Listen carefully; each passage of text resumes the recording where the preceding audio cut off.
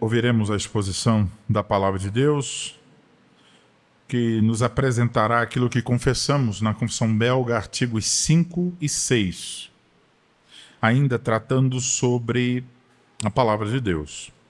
Vamos ler então, como está ao final do nosso boletim, o artigo 5 e o artigo 6 da Confissão Belga. Artigo 5. A autoridade das Sagradas Escrituras. Recebemos todos esses livros, e eles somente, como sagrados e canônicos, para regular, fundamentar e confirmar a nossa fé.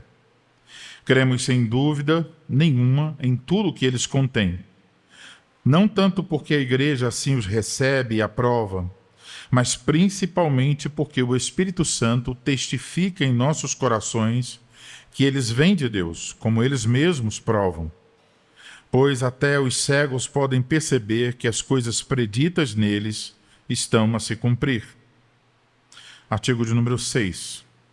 A diferença entre os livros canônicos e os livros apócrifos.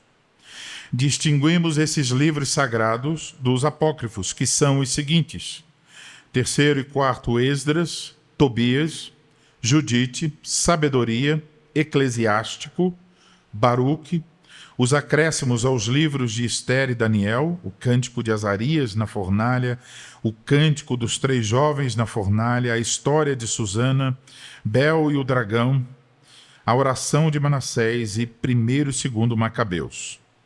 A Igreja pode ler e tirar deles instrução até onde concordarem com os livros canônicos, mas não tem nenhum poder nem autoridade que possam confirmar pelo seu testemunho qualquer artigo da fé ou da religião cristã.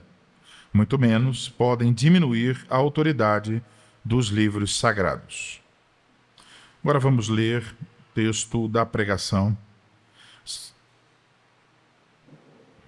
Segunda carta do apóstolo Paulo a Timóteo, capítulo 3, versículos 16 e 17.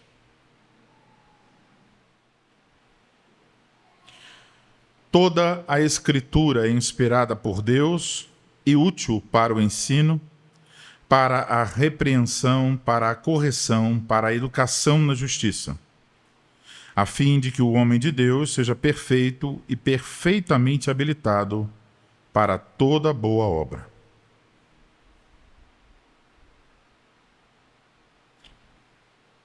Vamos orar mais uma vez.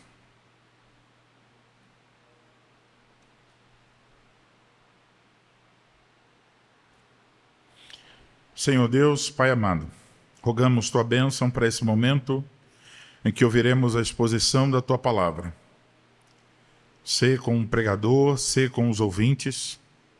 Ajuda-nos, Senhor, para que em tudo Te glorifiquemos, no pregar e no ouvir. Dá a nós um coração obediente, a fé, a clareza, para que também nisso Te glorifiquemos. Nós rogamos tudo isso em nome do Senhor Jesus Cristo. Amém.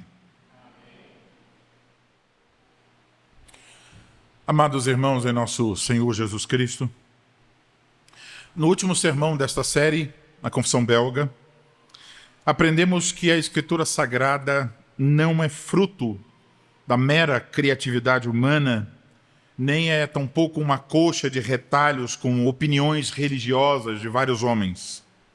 Com base na segunda carta do apóstolo Pedro, no capítulo 1, versículos 19 e 21, e também nos artigos 3 e 4 da Confissão Belga, nós olhamos para a palavra de Deus como a rocha da nossa certeza, a lâmpada que temos em meio às trevas e como um resultado do sopro divino.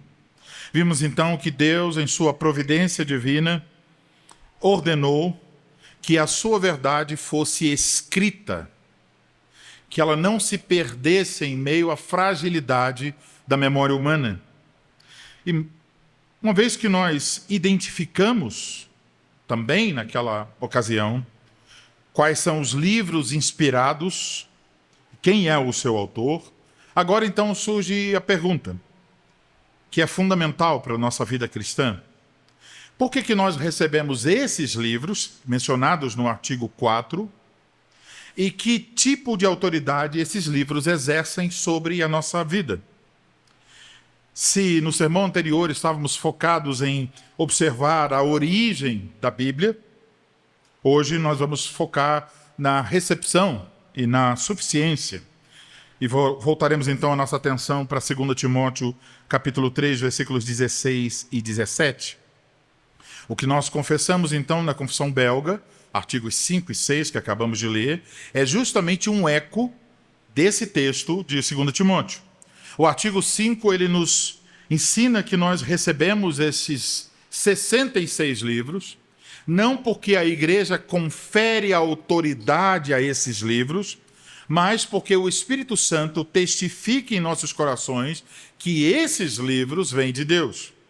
Já o artigo de número 6 estabelece a distinção vital.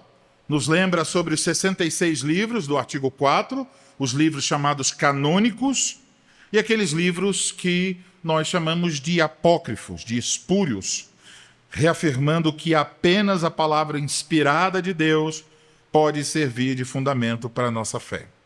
Observem que em nosso texto de 2 Timóteo 3, o apóstolo Paulo está escrevendo a esse jovem pastor, Timóteo, e ele resume de uma forma gloriosa que toda a Escritura é inspirada por Deus, e por isso mesmo ela é suficiente para equipar o homem de Deus para toda boa obra. E por isso, então, eu vos anuncio o Evangelho de Cristo nesta tarde sobre o seguinte tema: a autoridade e a suficiência da palavra de Deus. E, obviamente, veremos dois pontos. O primeiro, a autoridade da palavra de Deus. Então, antes de observarmos o início do versículo 16, devemos obter uma ideia do contexto dessa carta. A segunda epístola de Paulo a Timóteo é a última carta que o apóstolo escreveu. É como se fosse um testamento final do apóstolo Paulo, que está sendo escrita sobre a sombra do martírio que estava por vir. Mas, além disso, havia também muitos problemas nas igrejas daquele tempo. E Paulo está lidando com isso. A passagem de 2 Timóteo 3 representa na carta o ponto alto do argumento do apóstolo sobre como é que a verdade é preservada. O apóstolo está pressupondo aqui que já nos dias de Timóteo, já lá na igreja em Éfeso, onde Timóteo se encontrava, havia já um ambiente de apostasia. Então, em um ambiente de apostasia, de que forma Deus faz com que sua verdade seja preservada? Isso tem como fundamento não a autoridade da igreja, mas a autoridade do texto sagrado. Então, por isso lemos, no início do versículo 16, toda a Escritura é inspirada por Deus. Onde lemos aqui, inspirada por Deus, o apóstolo Paulo originalmente utiliza um termo que significa que a Escritura é soprada por Deus. Isso é importante observar, porque o texto não está falando sobre a experiência dos homens que foram inspirados. A ideia aqui não é tipo, os homens foram inspirados, receberam inspiração. Não é sobre isso. O foco está na pessoa de Deus, para dizer qual é a origem desta palavra. E qual é a origem dessa palavra? Então, o apóstolo está dizendo, toda a Escritura é soprada. Sai do próprio Deus, por assim dizer, dos pulmões, metaforicamente falando, ou ilustrativamente falando, dos pulmões de Deus. Ela procede do próprio Deus. Então, isso é para indicar que a Escritura é um ato direto da vontade de Deus. Aí está.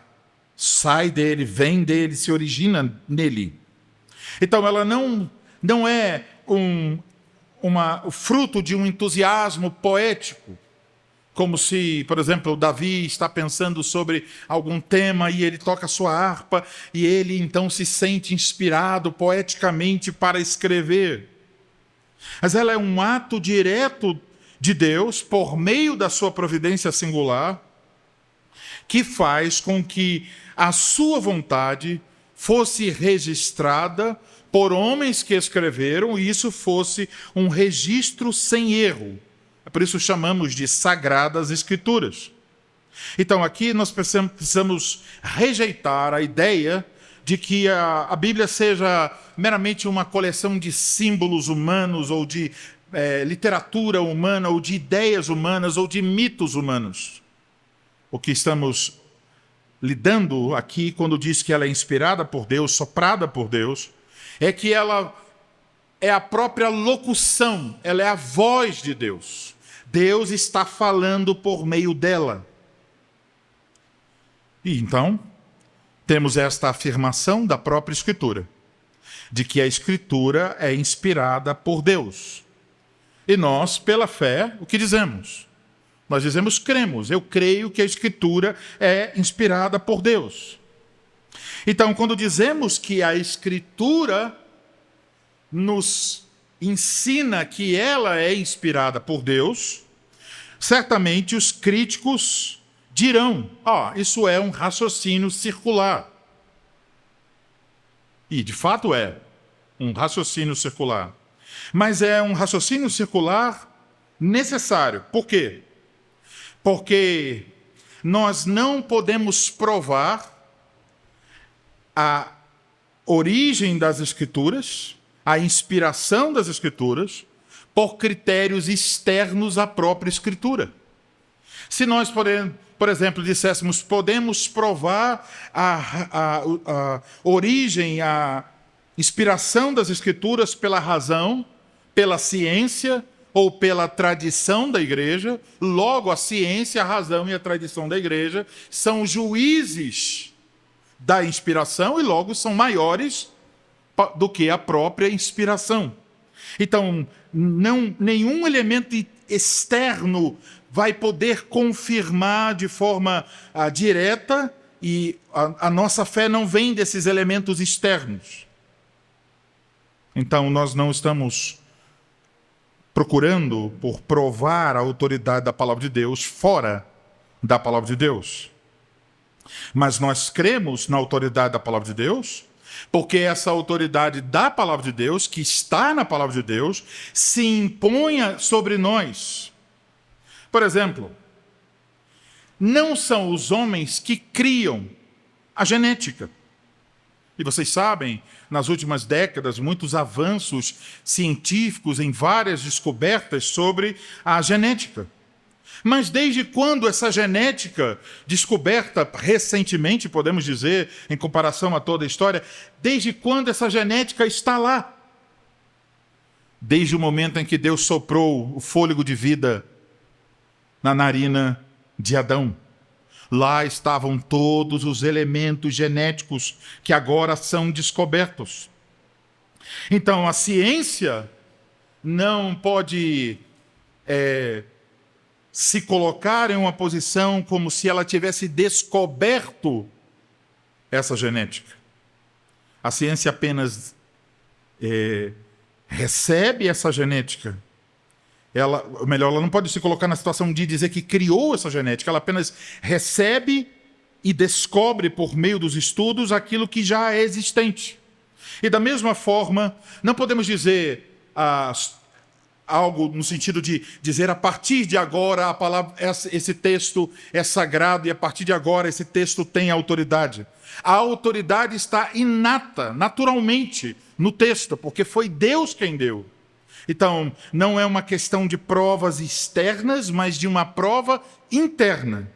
Da mesma forma, então, a igreja não diz quais são os livros inspirados, mas a inspiração dos livros se impõe sobre a igreja, pela providência de Deus. O que a igreja faz não é dizer quais são inspirados, mas é receber e reconhecer que eles são inspirados. Então a inspiração não se dá por causa da igreja, mas por causa da obra do próprio Deus.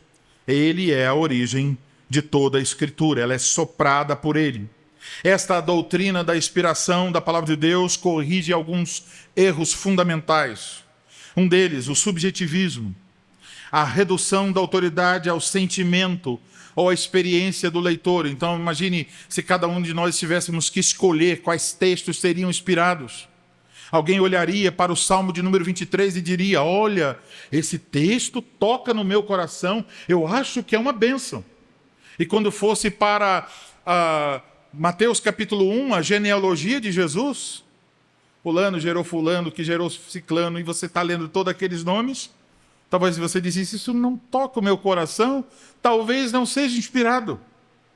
Então, essa doutrina da inspiração corrige o erro do subjetivismo. Também corrige o erro do biblicismo formalista. O tratamento da Escritura como se ela fosse uma coisa morta, como se fosse um livro antigo que não tem utilidade, ignorando que o Espírito Santo está usando isso, que ela é viva e eficaz, como diz o apóstolo.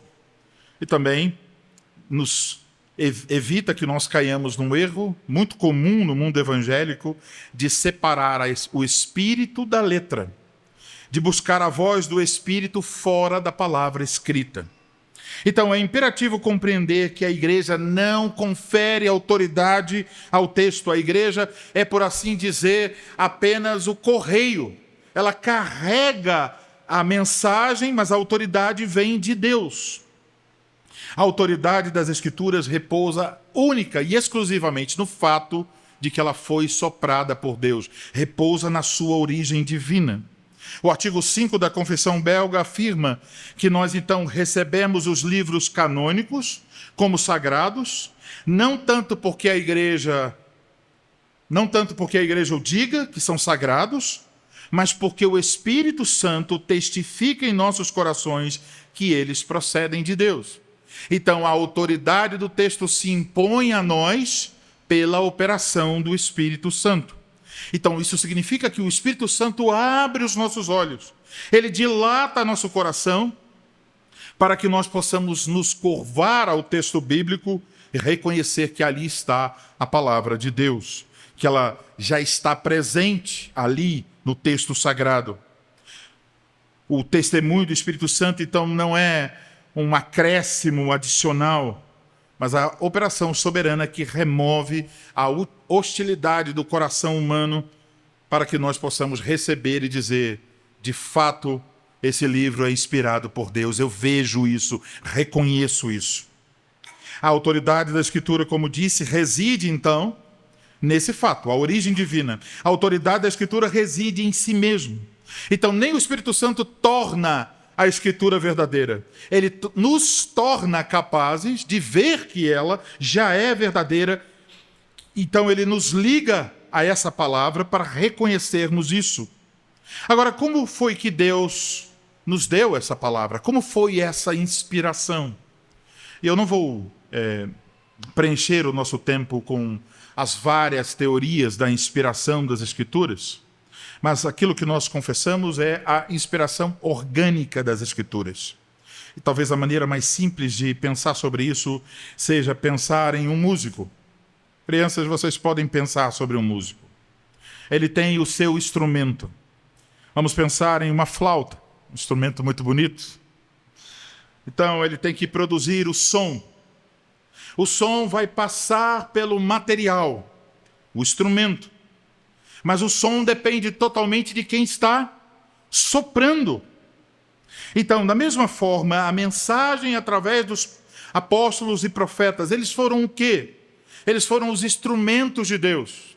E assim como numa orquestra há muitos instrumentos, também Deus em sua palavra usou Moisés, Paulo, Ageu, Malaquias e tantos outros para, por meio de diferentes instrumentos, revelar aquilo que ele queria revelar. Mas a boca que sopra, por assim dizer, esses instrumentos é uma só. Deus, por assim dizer, é um multi-instrumentista. Ele está falando por meio da poesia, da narrativa, da profecia, do apocalipse. É uma só voz que se ouve por trás de todos os livros. E aqui, nesse caso, da metáfora, por trás de todos os instrumentos. Então, Deus usou a capacidade de cada homem, a inteligência de cada homem, a experiência de cada homem. Eles são os instrumentos diferentes. Porém, Deus controlou tudo isso de tal forma que cada nota ou cada palavra fosse exatamente o que ele queria dizer sem nenhum erro. Agora, quais livros possuem essa autoridade? São soprados por Deus. Já vimos no artigo de número 4 da nossa confissão, esse artigo oferece uma lista com os 66 livros que nós temos em nossas Bíblias. Os livros que nós reconhecemos como os livros inspirados por Deus. No entanto, a Confissão Belga está lidando com outros livros. Os livros que também estão na Bíblia Católica Romana. E vocês sabem, eles têm alguns livros a mais, aos quais chamamos de apócrifos. O artigo 6 listou esses livros e os acréscimos em alguns livros. A demarcação entre esses livros é que nós reconhecemos como inspirados somente esses livros canônicos. Eles foram soprados por Deus. E os outros livros, mesmo que contenham verdades, mesmo que tenham valor literário, eles não são livros inspirados por Deus. E muito se pode dizer porque não aceitamos os livros adicionais, os livros apócrifos. Mas eu quero abordar somente um ponto, porque não aceitamos. Que existe uma distinção entre os livros canônicos e apócrifos, no que reside a natureza do testemunho do próprio Messias, do Cristo, do Filho de Deus. Se você ler os apócrifos, em alguns pontos e até em outros livros, tratam Cristo como uma figura, um tipo de herói, como se fosse o herói de milagres, com até uma certa dose de exibicionismo. Mas quando você vai até os livros canônicos, Cristo é apontado de maneira como o portador do ofício. Ele é profeta, sacerdote e rei. Então, os livros apócrifos, em algumas partes, parecem buscar uma aparência fantasiosa e gloriosa. Mas os canônicos focam na humilhação redentora de Cristo. Então, mesmo em passagens que parecem difíceis e áridas, como Mateus 1, com sua genealogia, elas são oferecidas para mostrar as credenciais de Cristo como profeta, sacerdote e rei. Então, concluímos, a Bíblia não nasceu de baixo para cima, como se os homens tivessem tido ideias brilhantes sobre Deus. Ela veio de cima para baixo, do próprio trono do rei. E o tema central de toda a Escritura inspirada é, sem dúvidas, o Senhor Jesus Cristo. É uma carta de amor do Pai a respeito do Filho para os seus outros filhos. Agora, em segundo lugar, devemos não só observar esse aspecto da origem e da autoridade, mas também da suficiência da palavra de Deus. Versículo 16b e o versículo 17. O que essa parte do nosso texto estabelece é que esses livros canônicos expressam a vontade revelada de Deus, expressam o completo propósito de Deus. Então tem uma palavrinha aqui sobre a Escritura, diz que ela é útil. E a palavra útil aqui literalmente significa que ela é lucrativa. Você, tendo a palavra, ela traz lucro para você. Ela é lucrativa para os fins ordenados por Deus. Então, ela tem aquilo que é necessário para a nossa salvação e para a glória de Deus. A Bíblia não é um livro sobre geologia ou sobre biologia ou qualquer outra matéria. Ela tem aquilo que Deus considerou necessário para a nossa salvação e para a sua própria glória. Então podemos colocar isso da seguinte forma.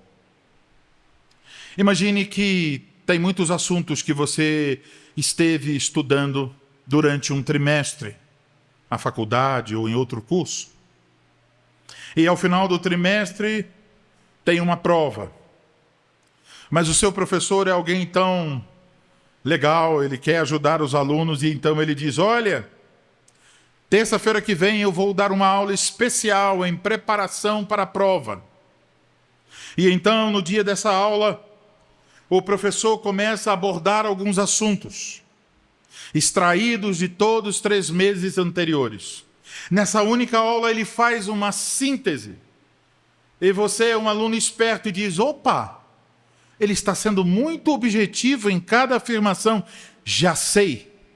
O que ele está dizendo aqui é: cada explicação dele é justamente o que vai cair na prova. O que é necessário para que eu faça bem essa prova. Então você diria: o professor deu uma aula focado nos assuntos que cairão na prova.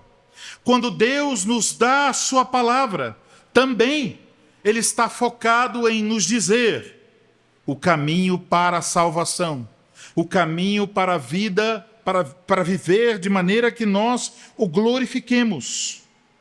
Deus nos dá, então, o conteúdo perfeito para o teste da salvação e o teste da glória de Deus.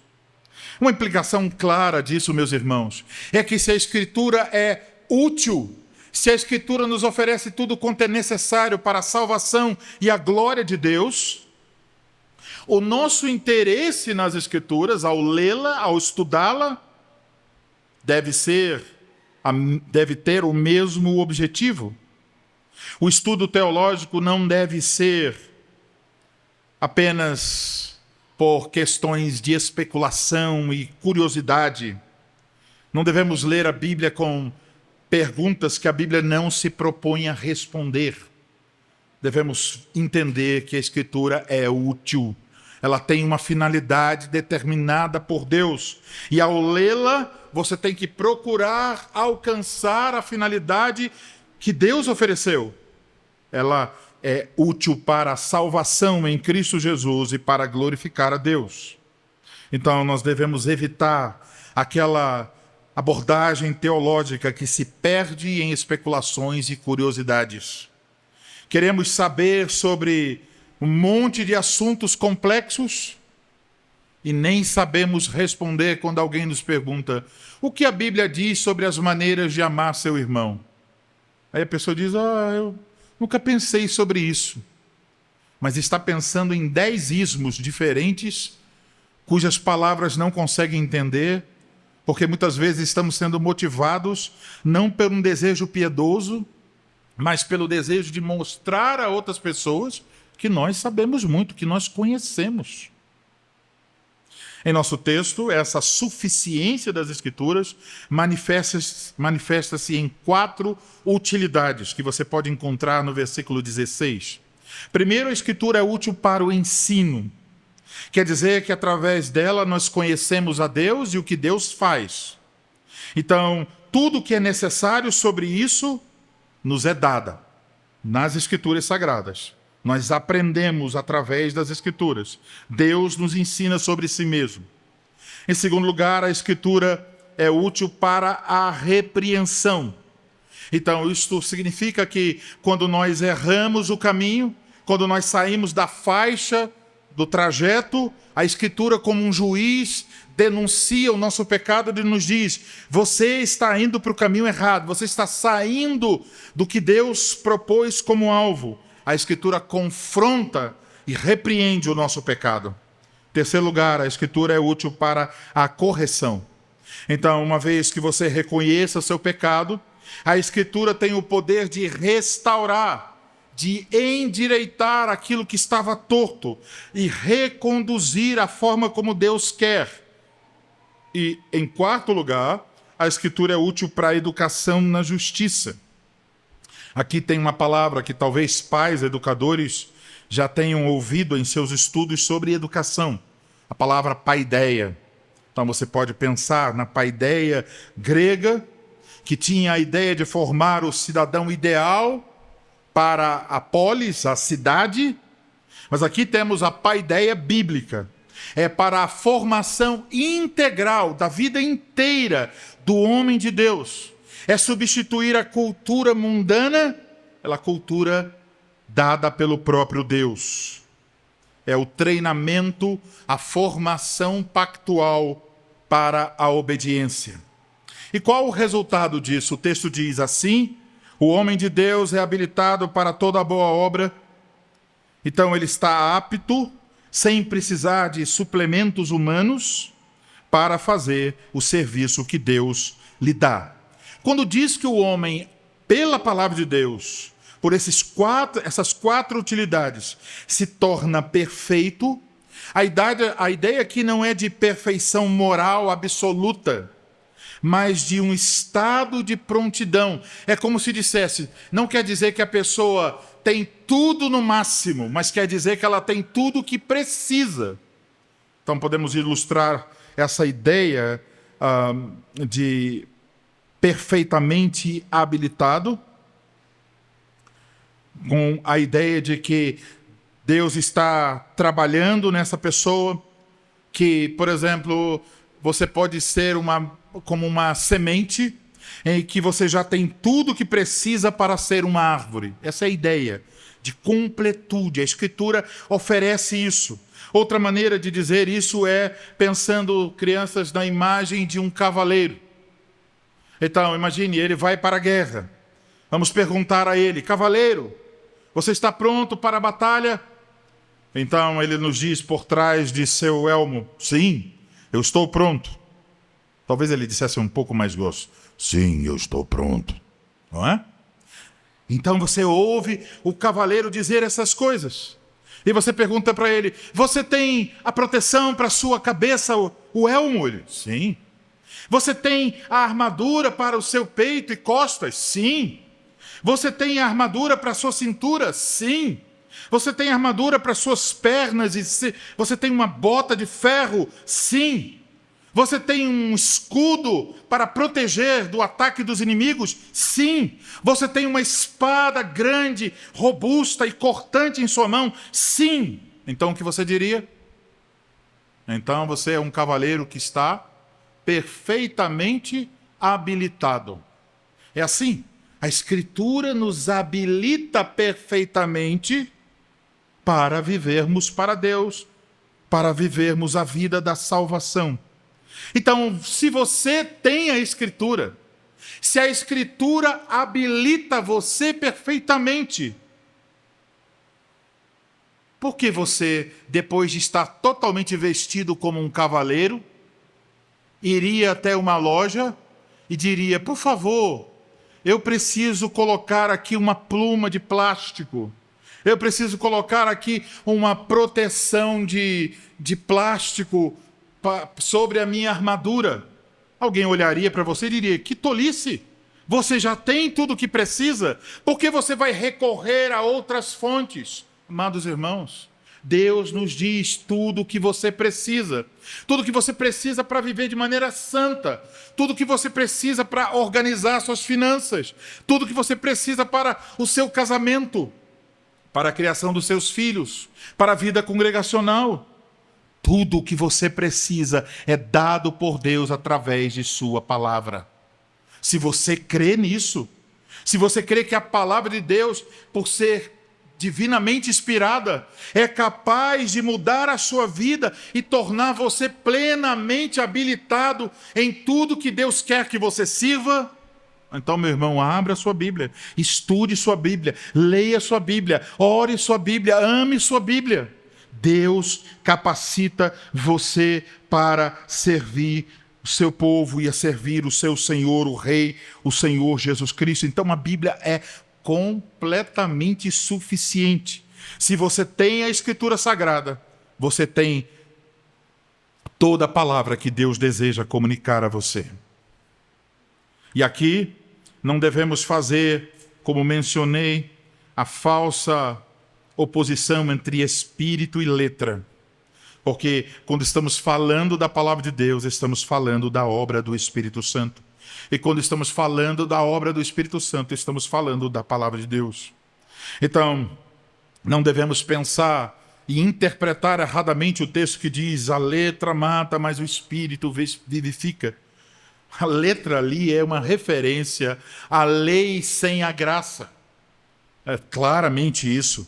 Então, não está aqui dizendo que se você estudar a palavra de Deus, você se tornará infrutífero. Pelo contrário, o texto que nós estamos agora em 2 Timóteo está dizendo: se você estiver diante da palavra, se você estiver em dependência do Espírito Santo, isso será útil para a sua vida e você se tornará habilitado para fazer a vontade de Deus.